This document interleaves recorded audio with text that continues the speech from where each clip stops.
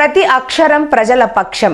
HR9 news టీవీకి స్వాగతం, సుస్వాగతం. పర్యావరణ కాలుష్యం చేస్తున్న A1 స్టీల్ ఫ్యాక్టరీ యాజమాన్యం పరిశ్రమలో వ్యర్థాలుగా వచ్చిన స్లాగ్ని రోడ్డుపైన పడవేసి పాదచారులకు అంతరాయం కలిగిస్తున్నారు.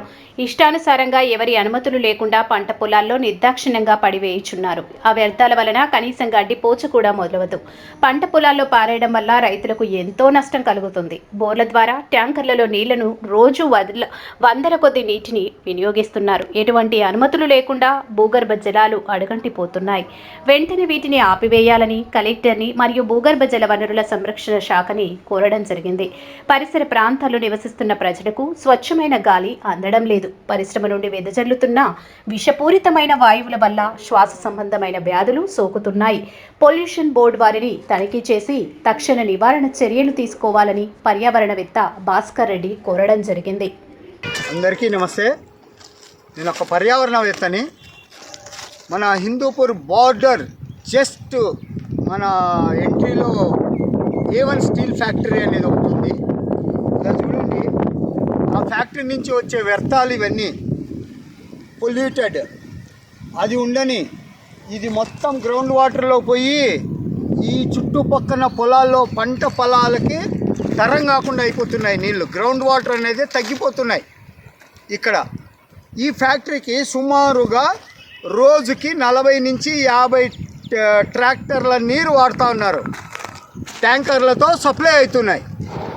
ఆ ట్యాంకర్లకు సప్లై ఇవ్వడానికి అనుమతులు కలవా? అసలు అనుమతులు అనేవే లేవు. గ్రౌండ్ వాటర్ వాడడానికి ఎవరికి ఉన్నాయి అనుమతులు? ఎవరిచ్చారో అనుమతులు? గ్రౌండ్ వాటర్ మొత్తం వెళ్ళిపోతున్నాయి, అడుగంటిపోతున్నాయి. గ్రౌండ్ వాటర్ అడుగంటిపోయి భూకంపాలకి ప్లేస్ అవుతుంది. భూకంపాలు రావు అంటే నెక్స్ట్ మండే మన అనంతపూర్ జిల్లా రెడీగా ఉండండి. భూకంపం మండే. ఇలా నాశనం అయిపోతుంటే పర్యావరణం ఇంకేమవుతుంది? దాని పాటిగా సరి చేసుకోవడానికి భూకంపాలు వస్తాయి, ప్రళయాలు వస్తాయి, అన్నీ వస్తాయి. మన చేతులారా మనం చేసుకుంటున్నాం. ఎక్కడ చూసినా మొక్కలు నరికేస్తున్నారు, పెద్ద పెద్ద వృక్షాలు. గత వారంలో సుమారుగా పెనుగొండ, రొద్దం, పరిగి, హిందూపూర్, మడకసిర ఈ 4 ఏరియాల్లో 2000 చెట్లు పెద్ద పెద్ద వృక్షాలు నరికి ఇటుకల పట్టీలకి, స్పిన్నింగ్ మిల్లుకు, కటింగ్ మిల్లుకు, మొత్తం ఫైర్వుడ్కు వాడుతున్నారు. పర్యావరణం నాశనం అయిపోతుంది. ఇక్కడ చూడండి, ఈ ఫ్యాక్టరీలో పోవడానికి మార్నింగు అసలు ఏమీ కనబడదు. అంత పొగ వస్తుంది మార్నింగ్ అయితే.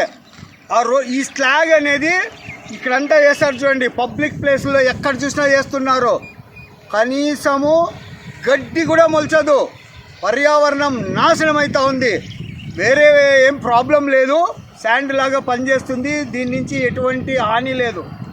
కానీ గడ్డి కూడా మొలచలేదంటే పర్యావరణం ఏమవుతుంది? గ్రీనరీ అనేది మొత్తం పోతుంది, మొత్తం మ్యాష్. గ్రీనరీ లేకపోతే కంటి చూపు కూడా వెళ్ళిపోతుంది. కంటి చూపు కూడా పనికిరాదు. ఇలా ఇండ్లు సుమారుగా ఒక 2000 ఇండ్లు ఉన్నాయి పక్కనే. వాళ్ళ పరిస్థితి ఏంటి? కనీసం ఈ ఫ్యాక్టరీ వాళ్ళకి మెడిసిన్ ఏమైనా ట్రీట్మెంట్స్ ఇస్తున్నారా? పర్యావరణం కాపాడుతున్నారా? గ్రీనరీ, కనీసం గ్రీనరీ 33% మెయింటైన్ చేయాలా. No greenery. ఆ రోడ్ సైడ్లో రొంత పెంచుతా అంటారు, వాళ్ళ పాటికి వాళ్ళు చూసుకుంటున్నారు. అది కరెక్ట్ కాదు. వెంటనే ఇక్కడ వచ్చేసి ఎవరైతే గ్రౌండ్ వాటర్ చెక్ చేస్తారో వాళ్ళు వెంటనే దీని మీద యాక్షన్ తీసుకొని, మరియు పొల్యూషన్ బోర్డులు కూడా వెంటనే దీనిపైన యాక్షన్ తీసుకుంటారని ప్రతి ఒక్కరిని, ఆఫీసర్ని, కలెక్టర్ గారు విజిట్ చేయాల. కలెక్టర్ గారు, మీరు అంతా చదివింటారు కదా స్వామి, మాకేమీ తెలియదు, మీకు తెలీదా? విజిట్ చేసినప్పుడు మీరు చూడొచ్చు కదా ఇవన్నీ.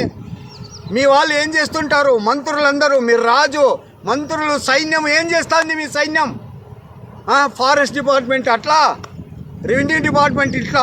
ఓల్టా యాక్ట్ ఎక్కడ అమలు ఉంది? ఓల్టా యాక్ట్ అనేది అమల్లో లేదు.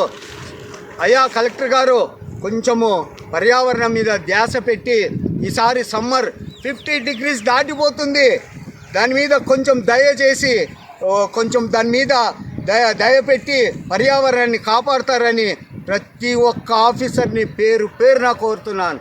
జై హింద్.